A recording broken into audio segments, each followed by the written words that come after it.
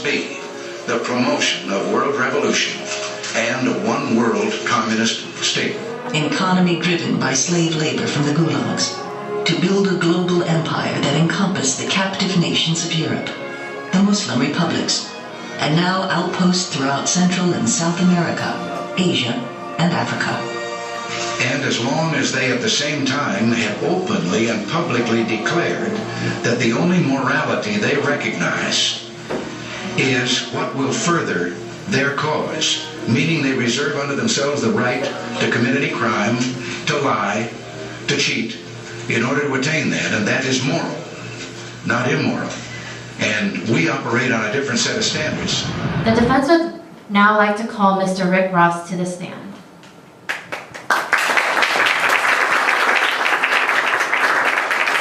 Mr. Rick Ross is a prominent figure who is involved in the trafficking of cocaine in the 1980s in LA. He is one of those who, it can be argued, that he benefited from his job and has great insights into the crack epidemic in LA. Mr. Ross, please tell us a little bit about your background as someone who is very much involved in the drug trade in LA and how your experiences have benefited you.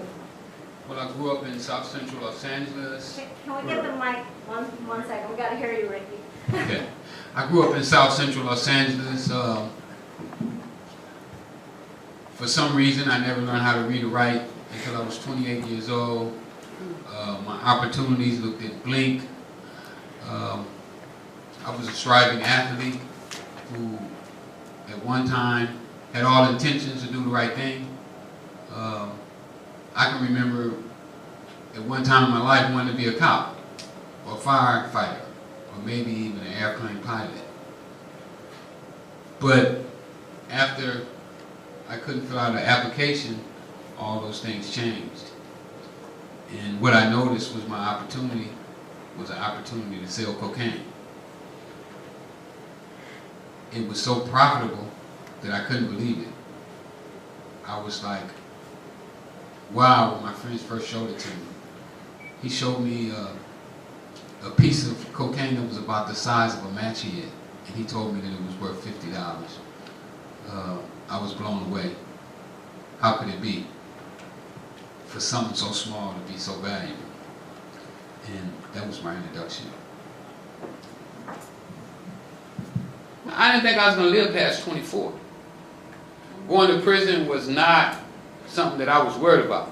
I mean, I was prepared to go to prison. I knew I was going to go to prison.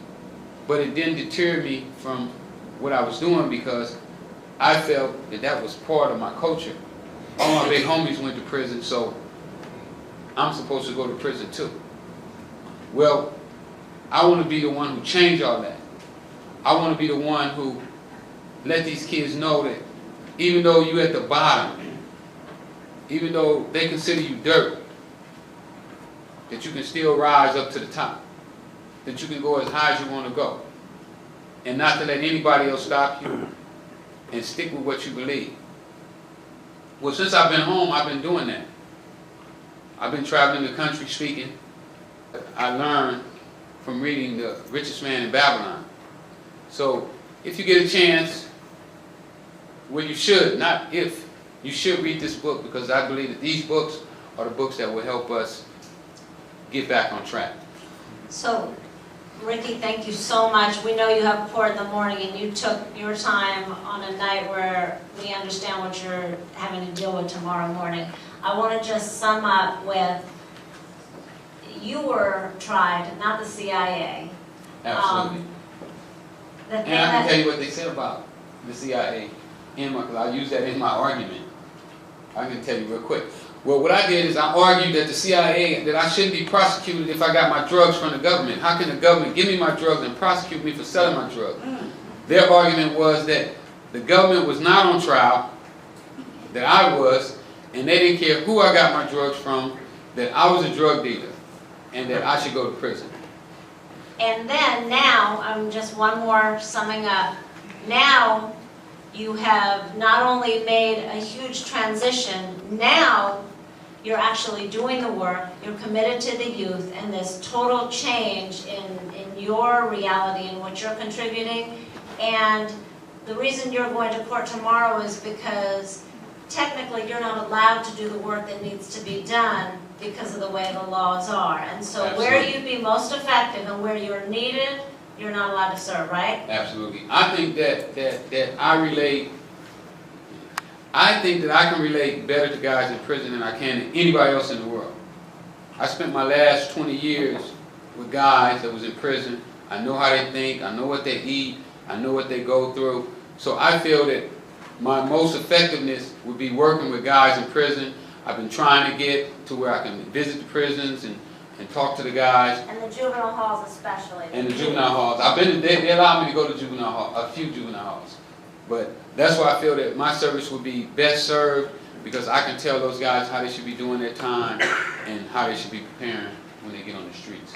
But I'm not allowed to associate with felons. They don't want me talking to anybody with a convicted felon. And I think they say it's maybe like 40 million people that has either been convicted, on parole, or probation in this country. Thank you so much. Thank you all for your time.